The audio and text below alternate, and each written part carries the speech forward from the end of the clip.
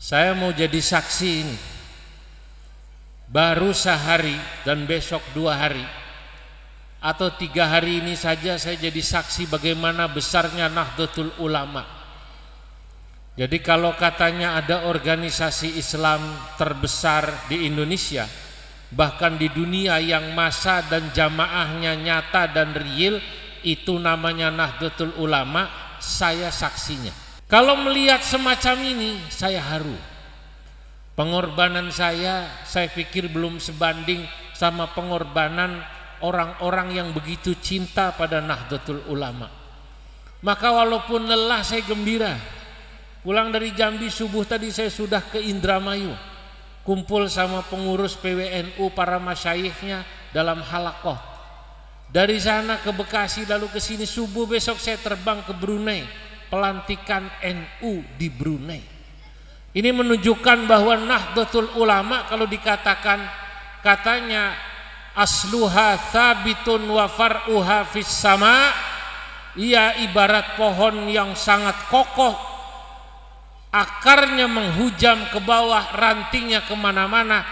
Klaim bahwa NU organisasi Islam terbesar, bukan omon-omon. Orang Salafi Bapak Ibu kalau ngelihat orang muludan di Depok, di Sawangan, dia paling bilang bid'ah. Orang selawatan kayak begini nggak boleh. Selawatan itu nggak boleh pakai hadroh begini nih, nggak boleh.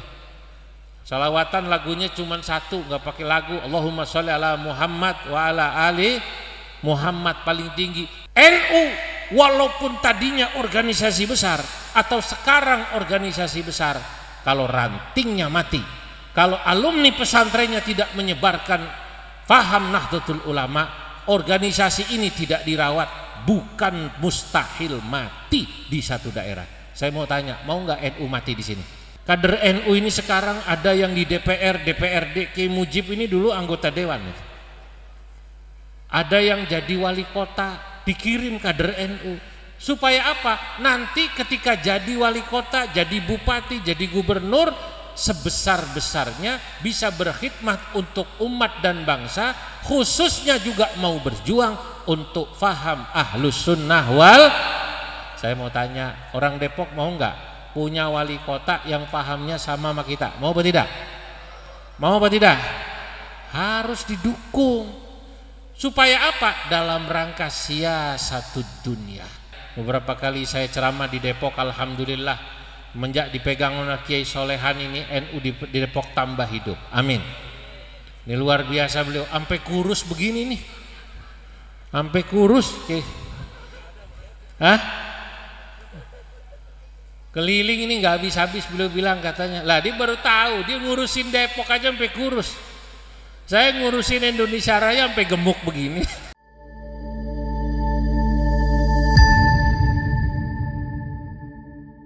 Assalamualaikum warahmatullahi wabarakatuh.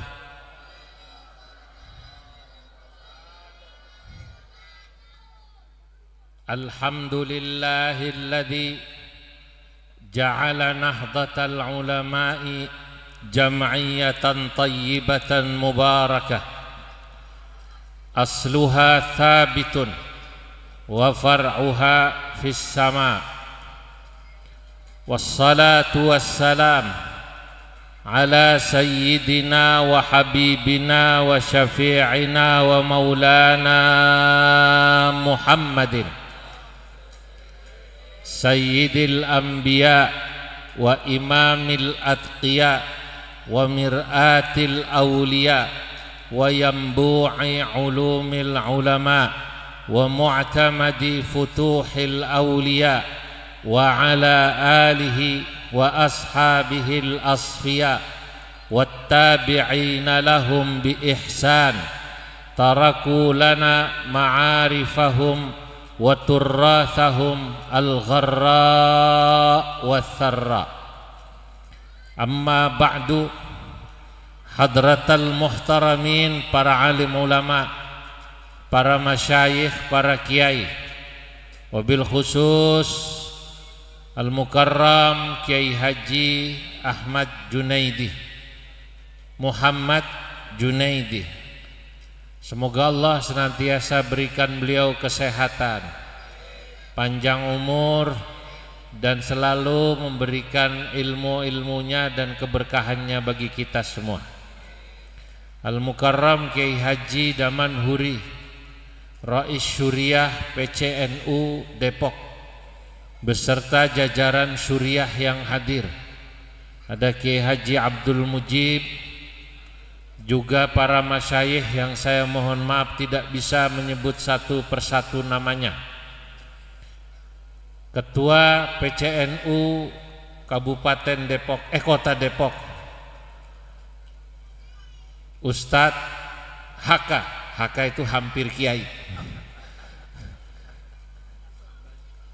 Ustadz Haji HK Ahmad Solehan MA, beserta jajarannya, pengurus MWC NU Sawangan. Wabil khusus yang luar biasa, beri aplaus pengurus ranting NU Pasir Putih yang luar biasa. Tadi di dalam saya ketemu ada seorang yang insya Allah orang baik, namanya Pak Sofyan Sauri. Saya nggak boleh kampanye, cuman ngasih tahu itu aja. Bapak-bapak, ibu-ibu yang dimuliakan Allah, semua yang hadir calon-calon ahli surganya Allah. Malam hari ini alhamdulillah saya dapat hadir ke Sawangan Depok, desa atau kelurahan Pasir Putih, dalam acara Hari Santri Nasional dan juga Maulid Nabi Muhammad sallallahu alaihi wasallam. Dalam mukaddimah saya memuji kepada Allah. Alhamdulillah, segala puji bagi Allah, alladzi ja'ala nahdlatal ulama, yang telah menjadikan Nahdlatul Ulama jam'iyatan thayyibatan mubarakah, menjadi organisasi Islam yang baik, yang diberkahi Allah. Amin. Asluha thabitun, ibarat pohon NU ini akarnya menghujam, kuat. Wa far'uha fis sama, rantingnya kemana-mana. Saya mau jadi saksi ini. Baru sehari dan besok 2 hari atau 3 hari ini saja saya jadi saksi bagaimana besarnya Nahdlatul Ulama. Jadi kalau katanya ada organisasi Islam terbesar di Indonesia, bahkan di dunia, yang massa dan jamaahnya nyata dan real, itu namanya Nahdlatul Ulama. Saya saksinya. Kalau Bapak Ibu mengikuti perintah Nabi alaikum bis sawadil a'zam, ikutilah orang-orang Islam yang mengikuti faham yang mayoritas. Paham mayoritas itu paham apa? Paham ahlus sunnah wal jamaah. Kalau di Indonesia organisasinya namanya NU. Saya jadi saksi. Kemarin saya dari Jambi, acara Hari Santri Nasional, memang tingkatnya provinsi. Itu hari santri di sana di Kabupaten Batanghari, masya Allah, orang datang ke acara itu butuh waktu ada yang 4 jam. Saya sampai sana jam setengah 10, jam 10, ternyata barengan saya itu para kiai dan santrinya berangkat dari rumahnya 4 jam untuk ke tempat acara. Saking cintanya sama Nahdlatul Ulama. Beda kabupaten. Jadi kalau warga Depok di sini, orang Sawangan, cuman beda kelurahan datang ke Pasir Putih, wajar apa tidak? Wajar apa tidak? Paling cuman butuh waktu 1/4 jam, setengah jam. 4 jam saudara untuk datang ke acara Nahdlatul Ulama. Kalau melihat semacam ini, saya haru. Pengorbanan saya pikir belum sebanding sama pengorbanan orang-orang yang begitu cinta pada Nahdlatul Ulama. Maka walaupun lelah, saya gembira. Pulang dari Jambi subuh tadi saya sudah ke Indramayu, kumpul sama pengurus PWNU, para masyayikhnya dalam halakoh. Dari sana ke Bekasi lalu ke sini, subuh besok saya terbang ke Brunei, pelantikan NU di Brunei. Ini menunjukkan bahwa Nahdlatul Ulama kalau dikatakan katanya asluha thabitun wa far'uha fis sama, ia ibarat pohon yang sangat kokoh, akarnya menghujam ke bawah, rantingnya kemana-mana. Klaim bahwa NU organisasi Islam terbesar, bukan omon-omon. Bukan apa Bu? Bukan omon-omon. Inilah faktanya. Alhamdulillah. Pertanyaannya, kenapa kok NU bisa menjadi organisasi semacam ini?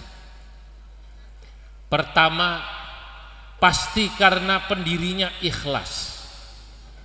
Para ulama yang mendirikan Nahdlatul Ulama, Syekhona Khalil Bangkalan, Mbah Hashim Asy'ari, dan para masyayikh yang lain, Mbah Wahab Hasbullah, Mbah Bisri Sansuri, dan kiai-kiai semua yang tidak bisa disebut namanya semua, itu pasti ikhlas.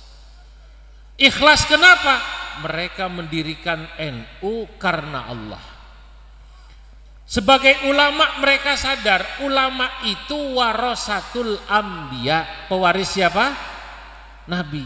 Bapak Ibu, apa tugas Nabi? Lah ini nih. Nabi itu tugasnya dua. Kata Imam Al-Mawardi, beliau mengatakan al-imamatu mawdu'atun li khilafatin nubuwah fi hirasatid din wa siyasatid dunya. Tugas Nabi yang dilanjutkan oleh ulama dan pemimpin sesudahnya dua, kata Imam Mawardi. Pertama, hirasatuddin, menjaga agama. Maksudnya menjaga agama umatnya agar umat Kanjeng Nabi Muhammad faham agamanya sesuai dengan faham agama yang diajarkan oleh Nabi. Saya mau tanya, paham agama Islam yang diajarkan oleh Nabi faham apa? Faham apa? Aswaja, ahlus sunnah wal jamaah. Karena Nabi yang mengatakan alaikum bisunnati wa sunnatil khulafa'ir rasyidina min ba'di. Ikuti saya, ikuti khulafa'ir rasyidin sesudah saya. Lah faham aswaja inilah yang menyebabkan ulama NU mendirikan NU dulu. Ketika di Saudi sana ada sekelompok ulama Saudi yang membawa paham baru. Orang yang biasa tawassul diharamkan. Orang yang biasa ziarah ke kubur para orang-orang soleh diharamkan. Kuburan-kuburan orang soleh dibongkar-bongkar. Orang taunya dulu disebut, ini disebut kaum Wahabi. Apa namanya? Kalau di Indonesia mereka menyebut dirinya Salafi. Apa namanya? Orang Salafi Bapak Ibu kalau ngelihat orang muludan di Depok, di Sawangan, dia paling bilang bid'ah.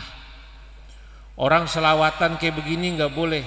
Selawatan itu nggak boleh pakai hadroh begini nih, nggak boleh, nggak boleh.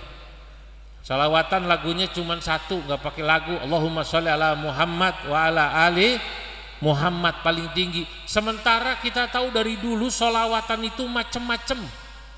Ada sholawat nariyah, di Indonesia ada namanya sholawat badar. Lah, melihat paham ini, ulama NU pada masa itu kumpul mendirikan organisasi. Nah, ini namanya Nahdlatul Ulama, agar paham yang sejak dulu diajarkan oleh Imam Syafi'i, Imam Maturidi, Imam Asy'ari, dan Imam Madzhabul Arba'ah sampai kemudian tabi'in dan tabi'in sampai sahabat tetap ada. Alhamdulillah sampai sekarang di Indonesia saya masih percaya paham Ahlus Sunnah wal Jamaah NU masih mayoritas. Alhamdulillah. Walaupun ini saya ingin katakan Bapak Ibu, jangan merasa tenang. Di kampung saya NU masih kuat. Karena ketuanya Kiai Solehan, ketua kotanya, Rois Suryahnya Kiai Daman Huri, rantingnya mana tadi ketuanya tadi? Nah, Kiai Najib. Sekarang Bapak Ibu, anak-anak kita yang sekolah dan mondoknya tidak di pondok dan sekolah orang-orang NU sudah mulai kemasukan paham-paham yang tadi saya sebut. Emaknya malam Jumat yasinan dibilang bid'ah. Bapaknya malam Jumat dia baca barzanji. Ya Rabbi salli ala Muhammad, ya Rabbi salli alaih, ya Rabbi ballighul wasilah, ya Rabbi khussah. Ini dibilang bid'ah. Lalu orang yang bikin selamatan, walimahan dengan tradisi kita dibilang kemudian bid'ah. Sekarang sudah masuk. Dan Depok ini salah satu kota yang termasuk kuat paham itu yang tadi saya sebut. Paham apa enggak? Makanya Masya Allah NU Nahdlatul Ulama di Depok harus betul-betul kuat semacam ini. Sebab kalau tidak diajari anak-anak kita cinta sama Nahdlatul Ulama dari kecil. Saya lihatin ya Allah, saya senang nih lihat bocah udah pakai peci, di sininya pecinya peci NU. Alhamdulillah. Ini dari kecil udah senang dengan tradisi NU, itu penting. Sebab kalau tidak ditanamkan dari kecil, mereka akan tidak tahu. Orang biasanya waktu ditanya zaman sekarang terutama anak-anak muda, mereka sudah mulai tidak mengerti. Dia itu kalau ditanya, lu Islam? Alhamdulillah Islam. NU, Muhammadiyah, Persis atau yang lain? Nggak tahu gue, pokoknya Islam aja gitu. Tidak punya keterikatan, ikatan primordialisme sama organisasi Islam yang didirikan oleh ulama-ulama dulu. Sehingga kemudian kalau dia kaya, kadang-kadang nyumbangnya salah nih. Masya Allah, saya tadi sebelum naik diberitahu ada guru kita Kiai Junaidi luar biasa. Karena beliau ini dulu mondoknya di Lirboyo Kediri, santrinya Mbah Mahrus Ali, santrinya Ki Idris Marzuki, maka jelas orang-orang NU yang kemudian dikasih Allah rizki, kalau dia nanti mau wakaf, menyumbangkan tanahnya, punya uang, mau nyumbangin uangnya buat agama, yang disumbang adalah buat pesantren dan kiai-kiai NU. Setuju? Karena apa? Karena tadi satu fahamnya Ahlus Sunnah wal. Kalau ditanya, lu nyumbang kemana? NU. Lu kenapa nyumbang ke NU? Emak gua NU, bapak gua NU. Taunya NU dari mana? Di kampung saya mayoritas NU. Itu kalau subuh tarhim. Cirinya masjid NU ada tarhimnya. Ini saya nggak tahu masjid sini ada tarhimnya apa enggak nih? Assalatu wassalamu alaik ya imam al-mujahidin ya Rasulullah.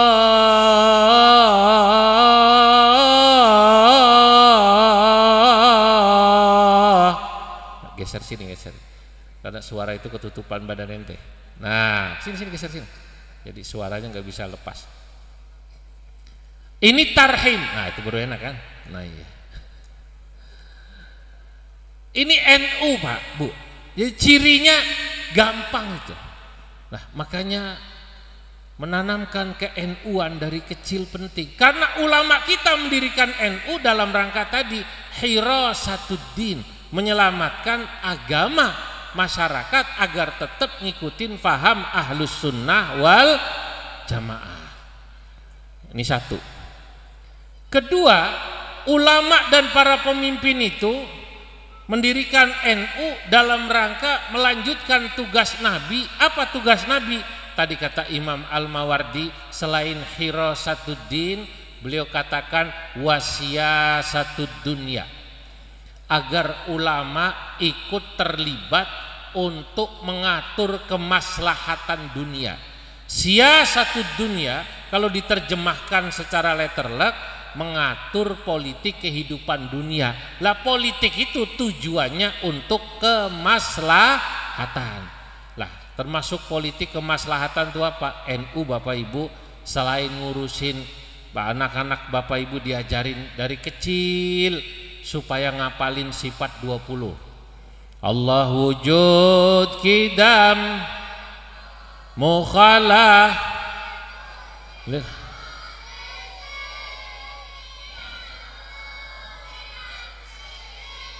wahdaniyah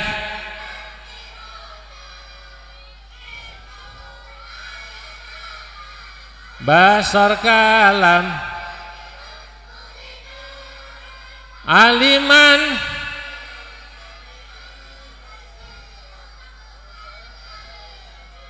lah. Ini dari sisi tauhid diajarin sifat 20. Sebab sekarang ada orang yang ngajarin tauhidnya beda, katanya uluhiyah, rububiyah, asma wa sifat. Saya nggak mau dalam-dalam karena acara malam ini dijelasin juga pada pusing paling. Betul apa enggak? Tapi yang paling gampang sederhana. Bapak Ibu kalau punya anak sekolah, di sekolahan diajarin, coba lihat lu pelajaran tauhidnya, uluhiyah, rububiyah, asma wa sifat, lu pindah aja sekolahnya. Di mana? Di pondoknya Ki Damanhuri. Kalau di pondoknya Ki Damanhuri ngaji sama Ki Junaidi, insya Allah ngajinya Allah wujud kidam, tauhidnya diajarin. Fikihnya juga diajarin fikih madhab Syafi'i. Yang kalau sholat tahiyatnya diem. Sebab sekarang ada juga yang diajarin walaupun masih ahlus sunnah wal jamaah, madhabnya lain, tahiyatnya goyang-goyang. Ada nggak yang begitu di sini? Ada apa enggak? Ini zaman sekarang ada mulai tahiyat goyang-goyang. Ya walaupun saya ngerti dari sisi fikih ini madhabnya masih madhab Maliki, tapi ini lama-lama dia bisa mengatakan yang dilakukan Bapak Ibu ulama-ulama Indonesia yang ngajarin seperti itu kepada kita dianggap salah semua. Kunut dibilang salah, tahiyat diem dibilang apa namanya? Salah. Wiridan keras habis sholat dibilang salah. Nih Bapak Ibu, sekarang muncul orang yang sering nyalah-nyalain orang kayak begini. Mulai datang ke masjid ustadz ditantangin.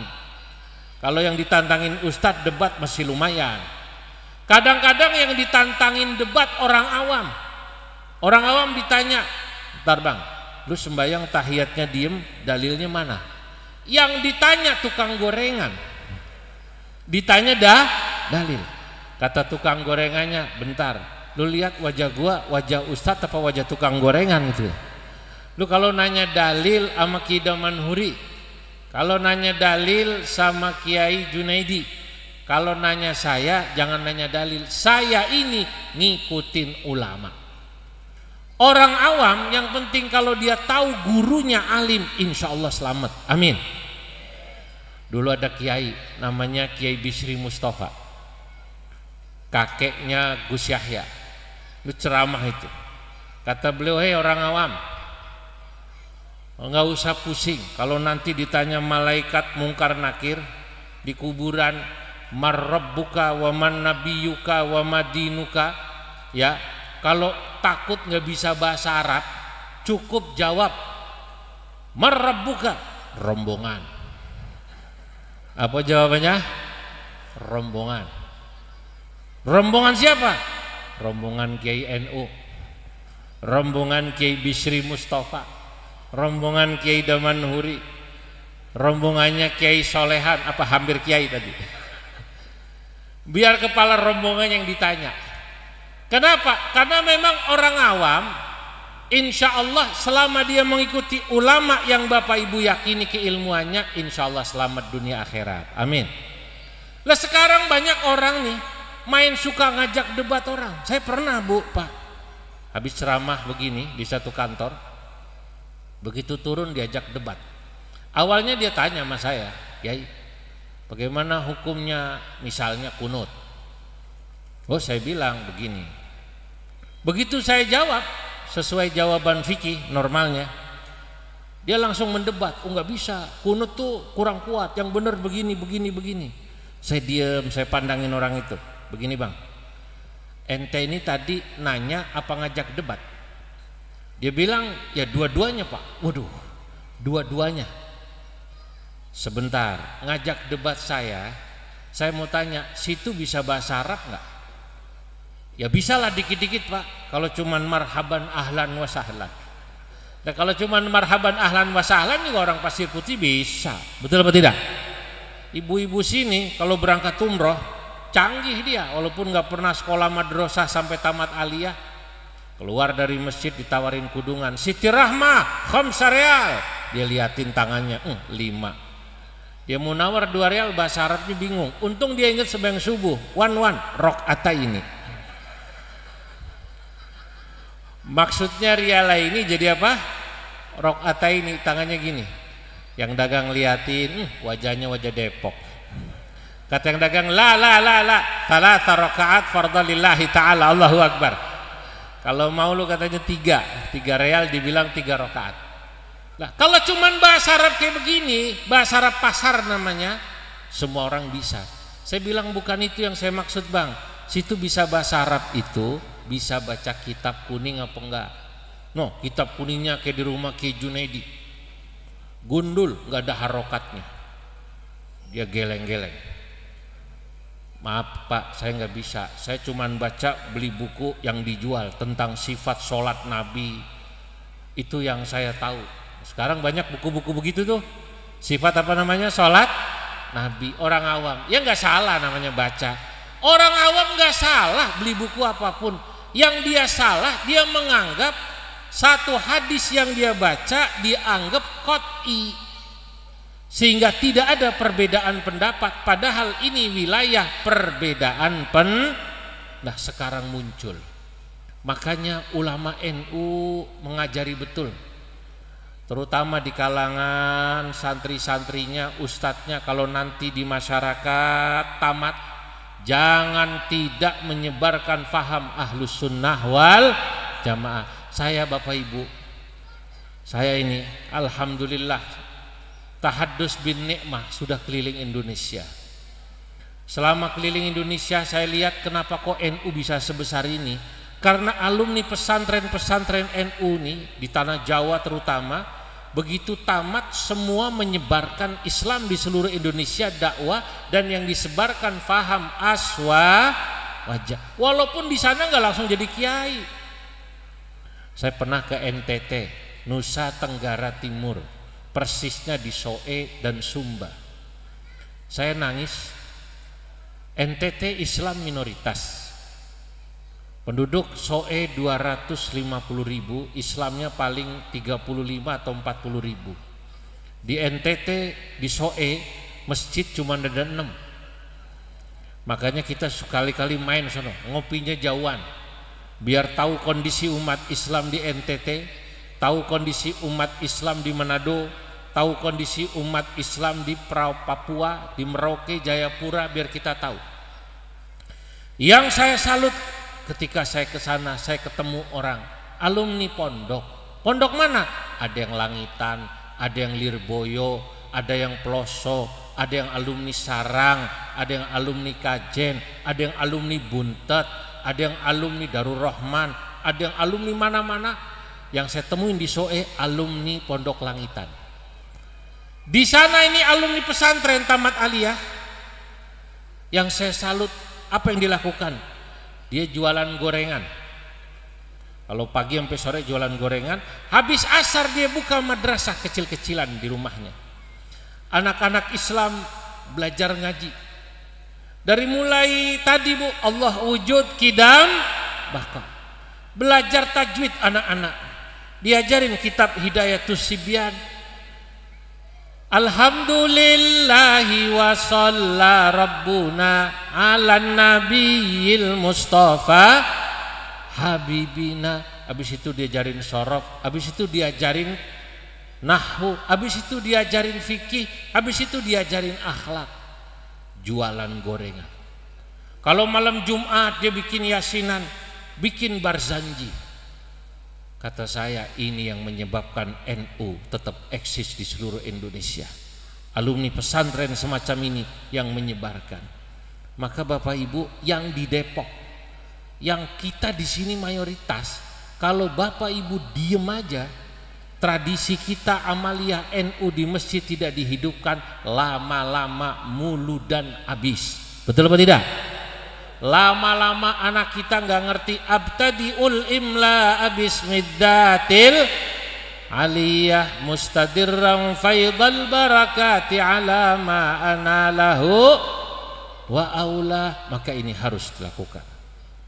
Jadi jangan kita di daerah minoritas habis-habisan, di daerah yang kita tadinya mayoritas habis. Sebab setahu saya banyak masjid-masjid di komplek-komplek yang dulu bikin muludan sekarang nggak ada muludan. Yang dulunya amaliyah NU hidup habis. Kenapa habis? Karena tidak ada pelanjutnya. Satu organisasi, satu paham, kalau tidak ada yang menyebarkan habis. Dulu Imam Syafi'i pernah bilang tentang gurunya namanya Imam Al-Laits. Al-Laits pinter. Kata Imam Syafi'i, Al-Laitsu afqahu min Malik. Imam Laits guru saya sebenarnya lebih pinter daripada Imam Maliki. Imam Malik, terkenalnya di sini Imam Maliki. Sayangnya ghaira anna talamidahu lam yaqumu bihi, sayangnya fahamnya Imam Laits tidak ada yang melanjutkan. NU walaupun tadinya organisasi besar atau sekarang organisasi besar, kalau rantingnya mati, kalau alumni pesantrennya tidak menyebarkan faham Nahdlatul Ulama, organisasi ini tidak dirawat, bukan mustahil mati di satu daerah. Saya mau tanya, mau nggak NU mati di sini? Mau apa tidak? Maka hidupkan. Lewat apa? Faham keagamaan. Kedua, lewat siasatul dunia. Siasatul dunia ini yang kemudian diterjemahkan lewat khidmah sosial, termasuk ya politik juga. Itu kenapa NU bikin sekolahan, NU bikin rumah sakit. Bapak Ibu, termasuk NU mengirim kader-kadernya. Kader NU ini sekarang ada yang di DPR, DPRD. Kiai Mujib ini dulu anggota dewan. Ada yang jadi wali kota, dikirim kader NU. Supaya apa? Nanti ketika jadi wali kota, jadi bupati, jadi gubernur, sebesar-besarnya bisa berkhidmat untuk umat dan bangsa, khususnya juga mau berjuang untuk faham ahlus sunnah wal. Saya mau tanya, orang Depok mau nggak punya wali kota yang pahamnya sama kita? Mau apa tidak? Mau apa tidak? Harus didukung. Supaya apa? Dalam rangka siasatud dunia. Sebab begini, Imam Ibnu Khaldun bilang begini, Bu. Begini, Pak, an-nasu ala dini mulukihim. Masyarakat itu paham keagamaannya tergantung pemimpinnya. Rajanya Syiah, rakyatnya Syiah. Paham apa tidak? Gubernurnya bukan ahlus sunnah, mungkin Syiah, mungkin Salafi. Walaupun dia ahlus sunnah tapi Salafi Wahabi, itu ke bawahnya sama. Biasanya di kantor wali kota ada muludan, bisa jadi hilang. Betul apa tidak? Biasanya di satu negara amaliyah kita hidup bisa jadi habis. Nah, oleh karenanya NU kalaupun berpolitik tujuannya itu. Politik itu alat untuk menghidupkan agama, bukan semata-mata tujuan utama. Nah, siasatud dunia ini penting juga. Karenanya hadirin yang dimuliakan Allah, mari sama-sama tolong ke NU-an di Depok dihidupkan, ya, dihidupkan. Saya sudah melihat beberapa kali saya ceramah di Depok, alhamdulillah menjak dipegang oleh Kiai Solehan ini NU di Depok tambah hidup. Amin. Ini luar biasa beliau, sampai kurus begini nih. Sampai kurus, keliling ini nggak habis-habis beliau bilang katanya. Lah dia baru tahu, dia ngurusin Depok aja sampai kurus. Saya ngurusin Indonesia Raya sampai gemuk begini. Lah setiap datang acara ditawarin makan, cuman saya jarang pulang, Bu. Ya Allah, kadang di rumah cuma sehari, naruh baju kotor, terbang lagi. Makanya kadang-kadang udah seminggu di luar gitu, kalau ngelihat anak kecil kayak gini nih, saya kangen sama anak saya yang umur 7 tahun, kelas 2 SD. Saya kalau ngelihat anak kecil saya udah membayang, ntar saya pulang mau gendong anak saya. Tapi seringnya sampai rumah lupa, yang digendong emaknya. Alhamdulillah. Nah, tapi saya yakin saya melakukan semacam ini seperti juga beliau keliling, insya Allah saya cuma satu, pengen diaku jadi santri dan rombongannya Mbah Hasyim Asy'ari, sehingga nanti kalau saya di akhirat katanya orang digiring tuh rombongan. Wasiqal ladzina taqaw rabbahum ilal jannati zumara hatta idza ja'uha wa futihat abwabuha wa qala lahum khazanatuha salamun alaikum tibtum fadkhuluha khalidin. Nanti orang di akhirat yang takwa, yang baik-baik akan digiring rombongan.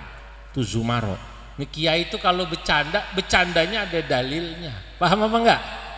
Bercandanya kiai ada dalilnya enggak tadi? Itu kan tadi yang bercanda kiai siapa?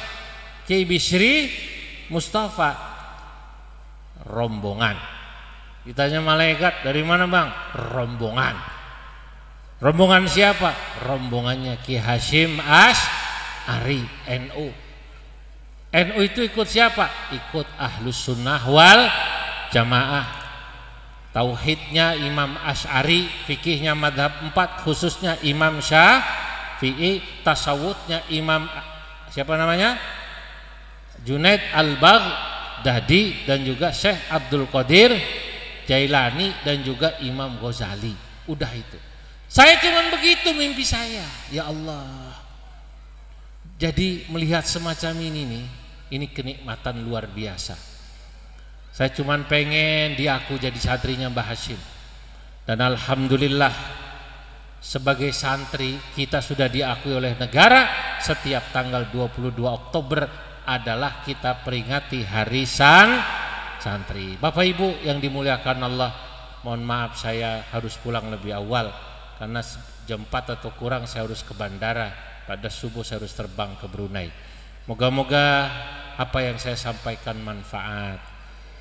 Sekali lagi kiai-kiai kita, Kiai Junaidi, kemudian Kiai Damanhuri, Kiai Solehan, dan seluruh pengurus sabar untuk terus ngurusi NU, termasuk Kiai Mujib itu. Juga pengurus-pengurus NU dan jamaahnya semoga kompak terus, amin. Dan juga kekompakan ulama NU bisa dilanjut dengan kekompakan dengan umaroknya, ya Bu ya. Kalau umaroknya sama pahamnya dengan kita, alhamdulillah, dan ini harus diperjuangkan. Sekian dari saya, wallahul muwaffiq ila aqwamit thariq. Wassalamualaikum warahmatullahi wabarakatuh.